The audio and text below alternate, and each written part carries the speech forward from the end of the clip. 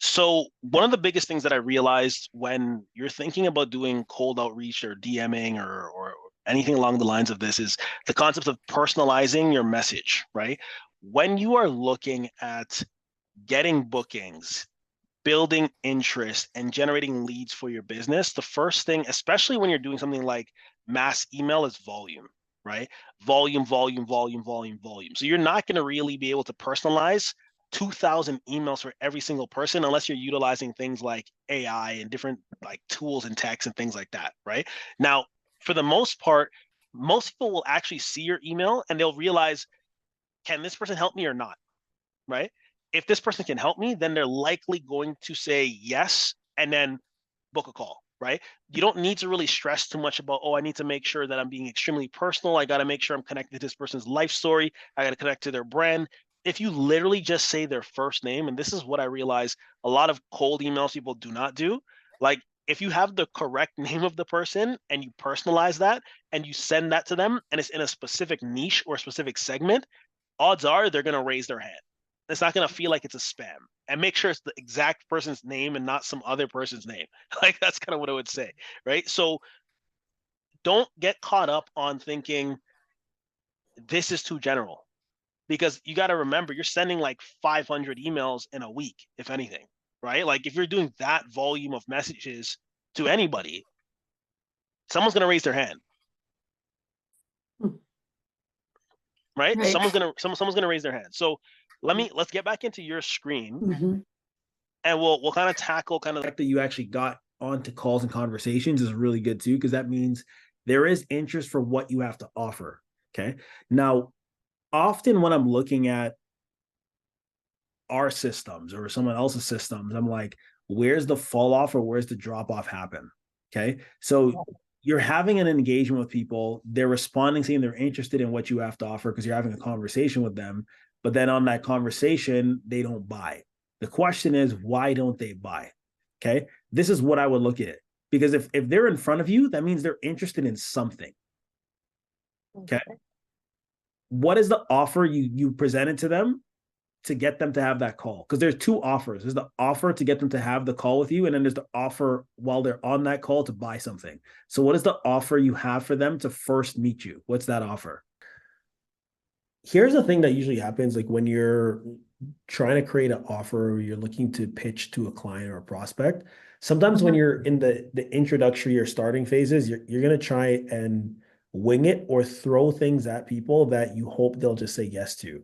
Now, the issue with that approach is you could end up undercharging the amounts that you really should be, and then you end up overworking, and then you still can't provide the level of value, the level of service that person actually wants, right? So you have to be very cautious when you're in that position where you're looking at building a package or a program or a service, or you're looking to get a client, that whatever you're doing, whatever price you're doing for these people, even if you're still trading like dollar per hour, so the amount of hours you got to put in to do the task, it has to actually make sense so that you don't lose in one or more areas of growing the business. I think the thing I would actually stress is don't overcomplicate it. What you're providing is of high value, and you know that you're in a position where you can market and you can get clients and you can get leads, and you are having multiple different ways you're pitching people to work with you. You have to kind of stick to your guns with what it is that you're selling. And the reason why I'm saying you need to do this is you can end up in a position where you're constantly switching and changing these things. It makes it very hard to scale and hire other people to do the same task. So like you actually need to make the decision as to like, okay, what is my one offer? What is my one program? What is my one service? Right? You could offer different prices of it based off of how much work is required, but you need to really streamline and simplify it so that you're not constantly tweaking and changing and altering things that can really just complicate things for you as the business owner, right? So if someone comes in and they tell you what their budget is, there's two ways you can sell these people, right? The lowest price point of what I can offer you is, let's say, like $1,000 a month, right? That could be an offer, right? You know, or they're like, oh, my budget is only $550, and you're like, okay, well, the way to work with me is maybe it costs $1,000 to just start with me, right? And you wait to hear what they say. They might say, you know what, I can find an extra $500 a month to work with you. You don't know, right? But if you're saying like, you know what, whatever I'm offering, or what is your budget? And they tell you, well, my budget is 480. And you're like, okay, I'll Yeah. offer my thing for 480, but Yeah. then that's actually not how much it costs for you to do the work. How are you going to Mhm. pay contractors to do the work? How are you going to, like, those are other things to think of. So as you're moving towards growing the business, what I'd really recommend you doing is you have the tiers of prices based off of the offer or the program or the service that you're providing. And Mhm. then you basically tell people, like, okay, what is your budget? Or you ask them, what is your budget? They'll tell you what their budget is. And then you can make the recommendation, be like, you know what, most people end up going for this program based off of your price point of what you can Mhm. afford. Yet if you really want the best experience, I would go in this direction. People don't realize how lonely it is when you're building your brand, building your business, and you really need to create an ecosystem around you so you can thrive. If you don't have that ecosystem to thrive, it's easy to burn out. It's easy to not believe in what you're doing anymore. And realistically, like, you may end up start questioning what you're creating, right? You might think, oh, this idea is not going to work. This idea is not. If you are a coach, consultant, or small business owner, you're not going to want to miss this video.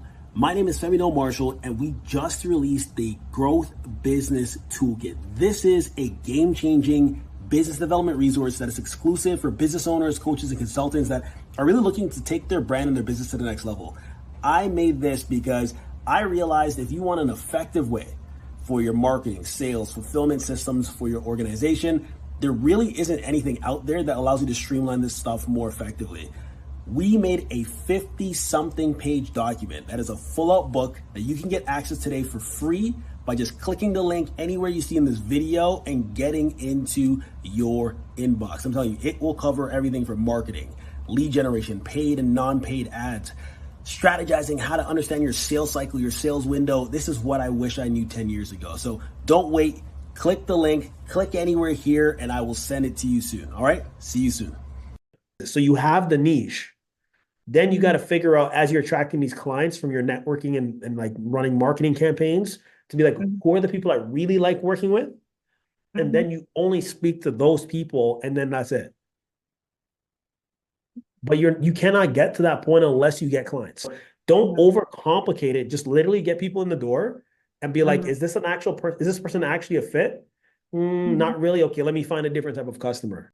So, but you still need to get those people in, Mhm. right? Like, if you're not connecting with enough people and having those conversations, you're not going to really know what the challenges that these people are facing to determine if they'll pay you money, right? So you have to actively be engaging with your audience. And this is actually like, you'll see a lot of content that I'm putting out about this. Like, you have to actively engage with your audience and know what their challenges are, know what they're interested in, build that relationship up with them so that they trust you and they want to rely on you as the go-to source for whatever it is you do before you can get them as your paying client and customer. So if you're not doing that stuff, there's two things that's going to happen. If you're not actively engaging with your audience, you're not going to validate that your idea will work because you're not talking to people, right? Like, so people are not going to say, "Oh, what you do is amazing. What you do is what I've been looking for," because you're not talking to enough people. That's one.